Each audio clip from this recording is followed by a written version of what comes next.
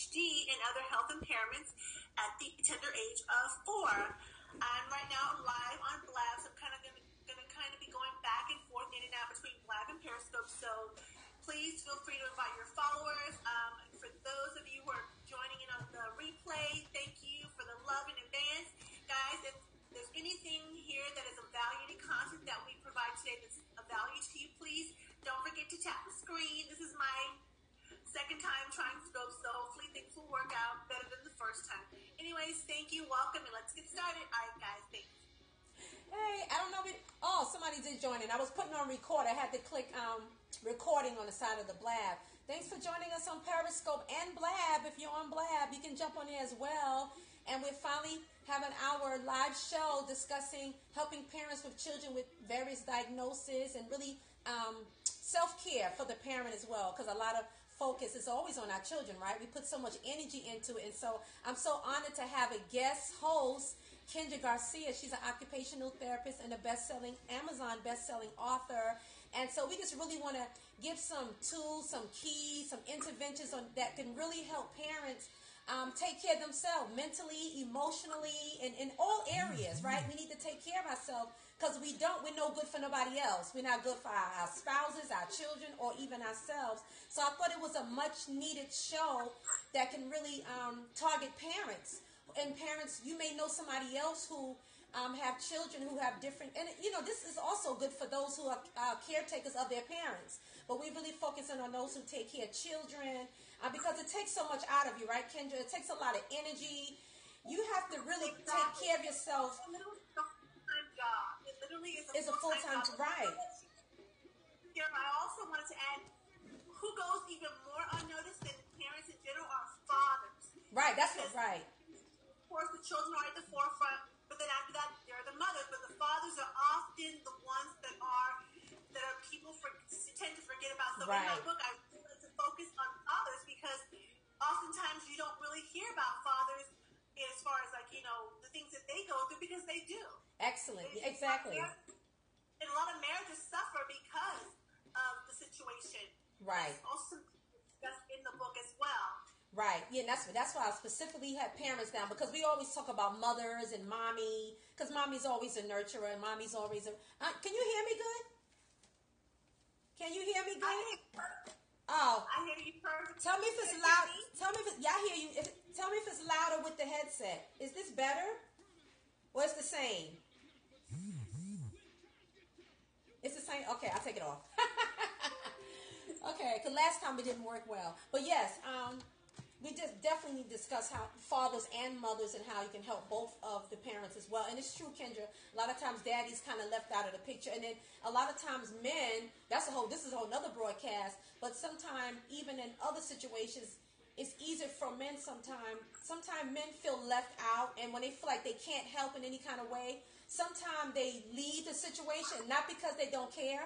A lot of times that's misunderstood, that he left, he don't care. No, maybe he didn't know how to cope with the situation, so he got scared and backed out of this. And that even when you don't have kids, most of the time it is with kids. Kids, when the father feel like he can't take care of the kids financially, nurturally, he just feel like I need to just go. And so, they need support as well. Mothers and fathers need support. Also, Cheryl, one of the things that I've noticed too when it comes to fathers and mothers is sometimes we as moms and wives, we're guilty of feeling that the dad should grieve or respond the same way we do. And when they don't respond in the way that we feel they should, we think they don't care. We think that we're in this alone. But they have to realize everybody is going to grieve differently. We have to respect everybody's process. Because you have to assume, let's say, for example, if the boy that's diagnosed with autism or disability, that's their, if their own son or their namesake, they are, grieving that in itself, the fact that, all these plans that they have for their children, we have plans as mothers, but fathers have their own plans.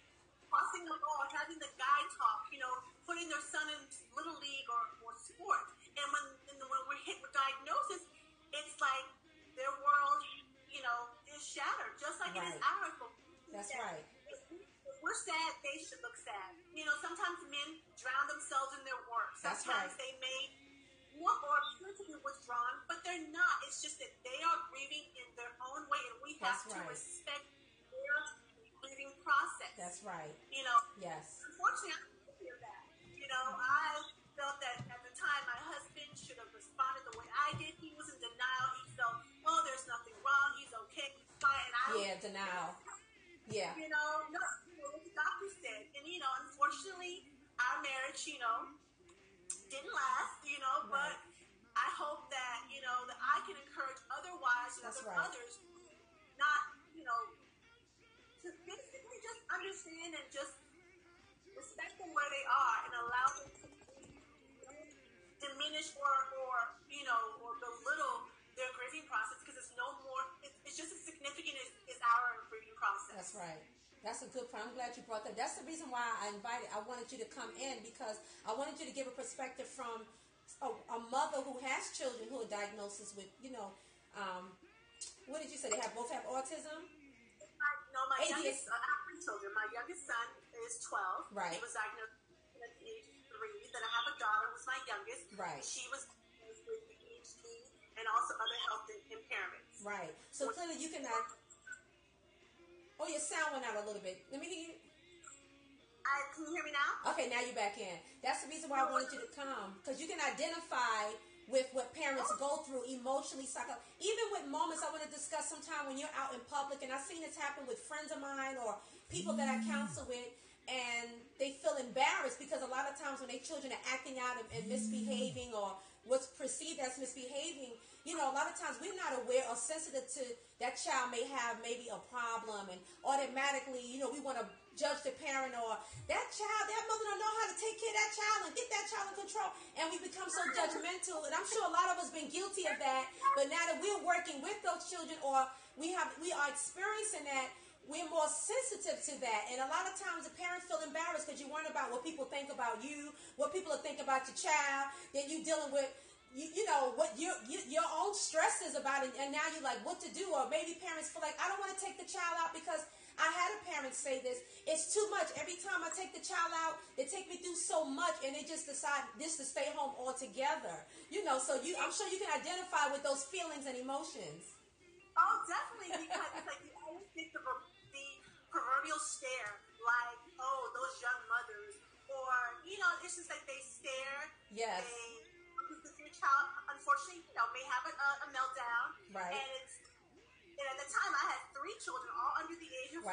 So having one child having a meltdown, and I'm stressed. And unfortunately, when you're stressed, they feel it, and they become even more stressed. So I'm trying to get them to calm down and be quiet.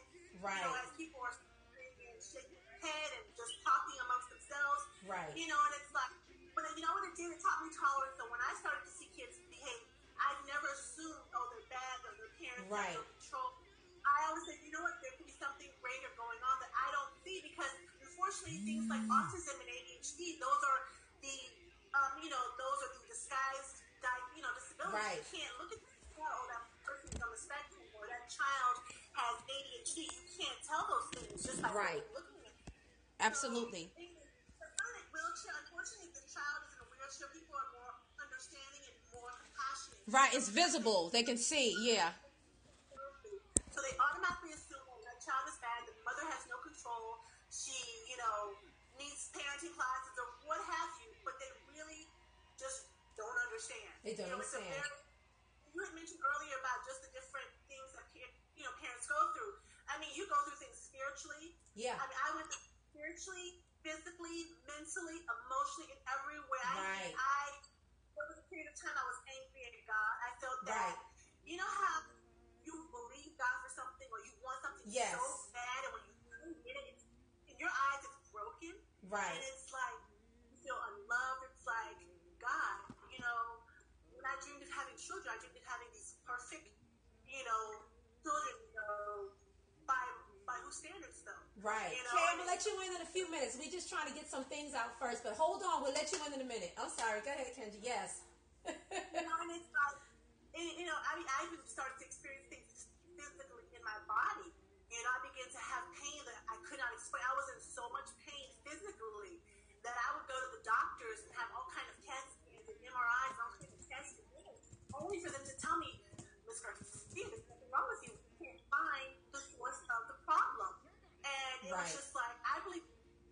stress. And I'll never forget, I was sitting in the neurologist's office trying to, of course, get ready to take another test. And she comes into the room, and all she said to me was, "Hi, Mrs. Garcia, how are you?" And the next thing I knew, Cheryl, I burst into tears. I mean, I began to sob uncontrollably. Yes. All I said to her was, "I'm tired. I'm just so tired." Yes. But I feel so many things in that, because that year I got the diagnosis. My grandfather died. My divorce, my marriage collapsed. So I had a lot of things going on. That's a lot.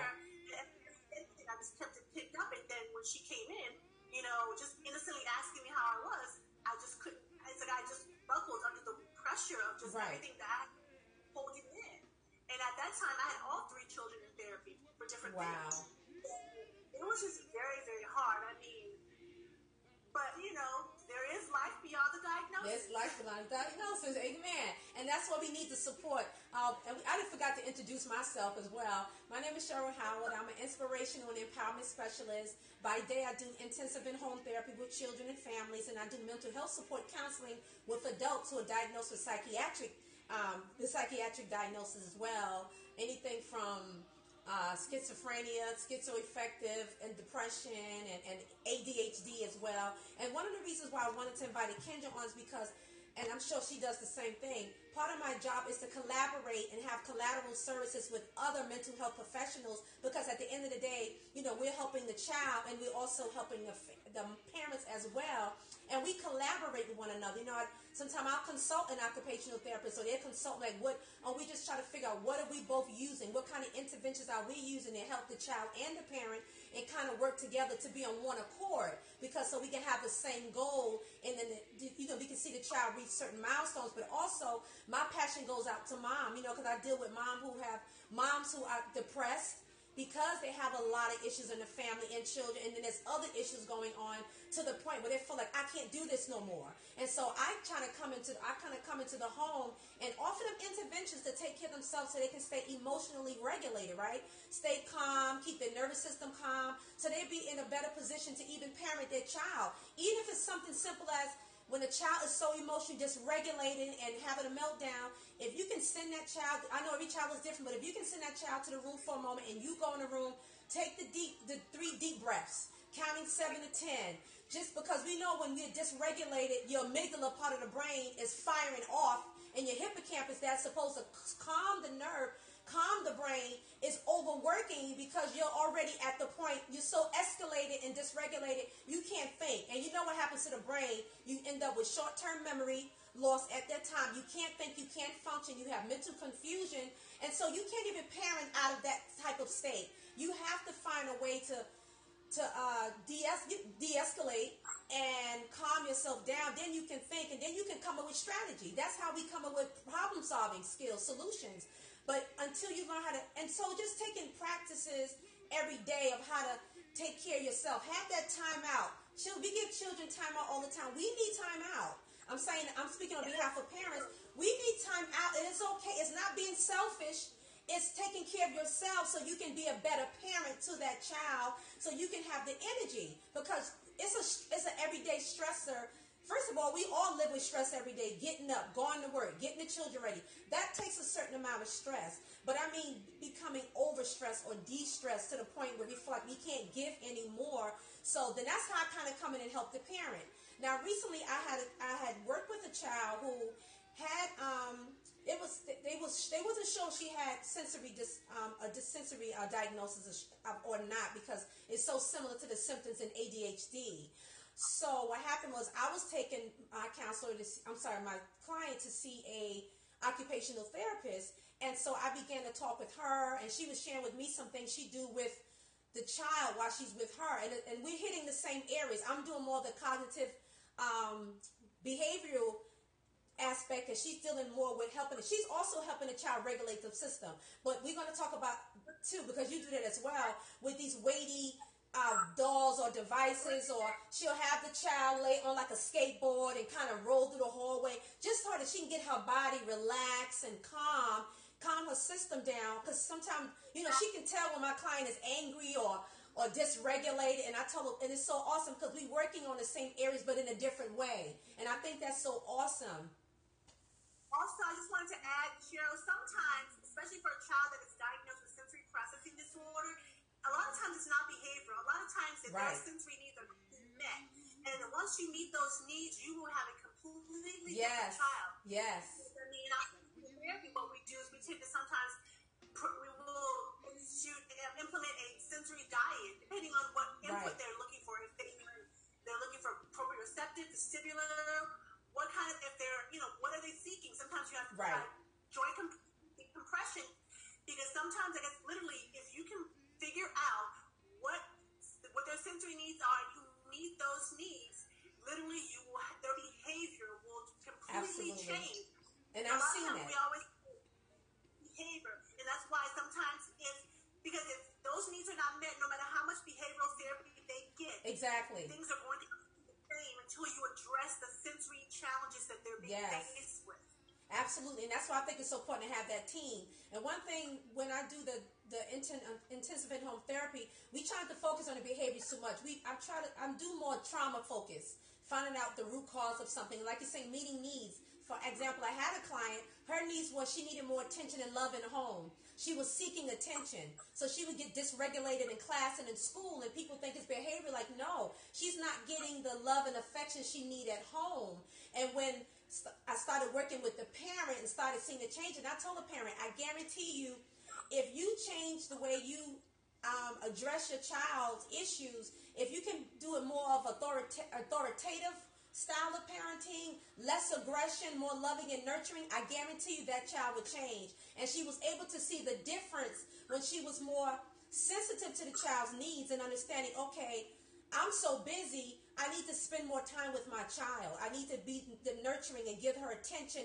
And when even something simple as that, you saw the child, her whole demeanor was so different. More calm, more respectful. You started seeing her using her manners like, yes, ma'am, yes, mom. You didn't see that before. It was slamming doors, yelling, it's such a difference. And then, again, collaborating with occupational therapists and other people, psychiatrists, psychologists, there's a whole team, of course, working with the child. So that's one thing I'm glad that I've learned that in this field so far, is that a lot of times we do focus on the behaviors instead of focusing on the root, on the trauma. What's causing the behavior? A behavior is really just a symptom of something else that's going on, that's underlying. So it's, you're forever learning. You work with child. That's when you really get the experience. Like, wow, okay.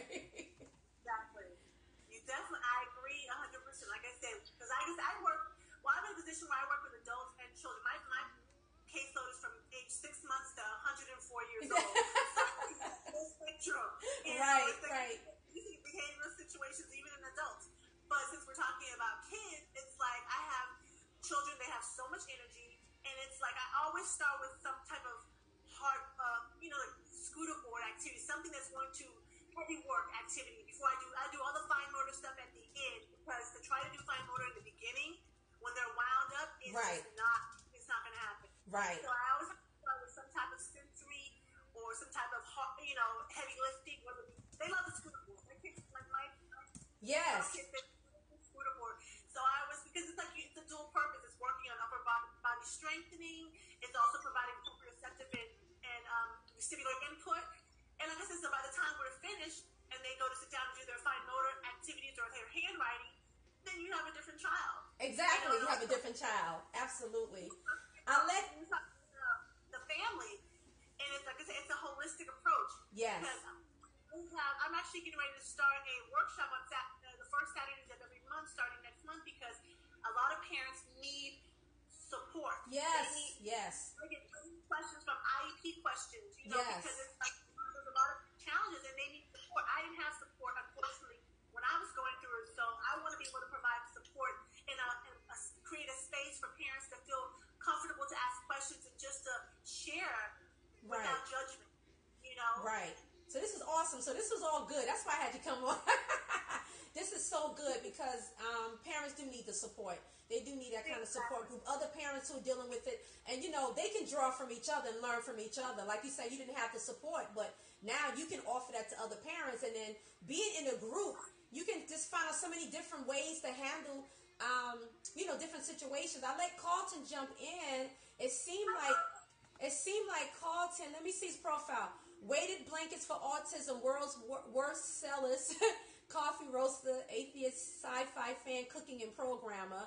So, Carlton. It keeps me busy during the day. It keeps me busy. I was just going to jump on only because of the first one. My wife and I have a business. We make weighted blankets. Okay. For kids typically that are on the autism spectrum. Okay. But it can be adults as well. And it just kind of to get the word out there, just because I know that even in our business, we constantly are running into parents who have no idea what resources are out there. Right. We had somebody just the other day who's like, "Oh my God, I didn't even know weighted blankets existed." I mean, they literally, weren't getting any counseling. Nobody was helping them. They didn't know what resources were there. They didn't know where to turn. We got a letter back from them. Yeah, and it's not always like that, but we got a letter back from them about a week after they got their blanket. They went, "Oh, thank God, I finally got 4 hours of sleep during the night." Because my child is now, is sleeping a little bit better, or he's going to sleep. He's calming down a little bit quicker when he goes to bed. I think that's an important thing. It does seem to be an area where there are a lot of people working in this arena, but sometimes the communication with people who need those services could be better. Yes. And I don't know if that is because each state handles this differently and deals with parents differently, or whether it's simply a matter of autism itself isn't new, but I would say that awareness of autism is relatively new. And so I don't know if it's simply because we haven't had the time yet to organize well enough to let people know, what services are out there and what's available. What do you guys think? I agree with you, Carlton, because in my experience and what I've dealt with, a lot of the services I found out about was basically through word of mouth. Kind of sitting in the waiting room of therapy, and parents are sharing, "Oh, my son started hypnotherapy." "Really? What's hypnotherapy?" "Oh, Right. he's dealing with horses." "Oh, really? Where does he go?" "Oh, do you have the information?" And it's kind of like, that's how I found out most of my information was just kind of basically through word of mouth. Because there aren't, unfortunately, a lot of services. I'm still on a waiting list for the past 7 years to get some services, because there's Wow. for here. I have been on the waiting list probably for about 6-7 years, and I'm still on the waiting list. And I don't know if you're That's a huge amount of time. Where are you? What state are you located in? I'm in Florida. You're in Florida. Okay, we're in Tennessee. We're in Chattanooga, Tennessee. Wow. Okay, that's interesting. One of the things, especially since you're an OT, one of the things that we deal with all the time is that there's a lot of anecdotal information out there, but there's not a lot in the way of actual studies in some areas. So, especially dealing with weighted blankets, there are 1 or 2 primary studies, but they were done for children wearing weighted clothing, vests, pants, belts, that type of thing. So all of the weight recommendations for weighted blankets, for example, come from that study, but it doesn't really, it doesn't flow to weighted blankets. It shouldn't, right? Because obviously if you're wearing a vest, for example, and you say the vest is 5 pounds or 10 pounds or whatever it is, you're carrying the entire weight of that vest on your body, right? You got it on. But a weighted blanket, if a blanket's 10 pounds, you don't actually feel 10 pounds worth of weight. You only feel the part of the blanket that's on your body. Most of it's on the mattress. And we've been struggling, actually, trying to find a way to get somebody to do a new study specifically for weighted blankets. Wow. So we can have so we can have some good data. I mean, all we have now, again, like everybody else, we have anecdotal, right? So the parent calls up and they say, "Oh, this worked great, and my child weighs 100 pounds, and we got him a 12-pound blanket, and he's happy." But again, a lot of that is age dependent too, and we're always telling parents, a lot of this, once you get away from the infant stage, the 2-year-old, 1-year-old, 2-year-old, 3-year-old, once you're into 7, 8, 9-year-old, it's more about preference in terms of the weight and actual. Does it function well for them? Some people prefer light blankets. Some prefer a heavier blanket. Sorry, I'm going on and on in my little speech here. That's okay.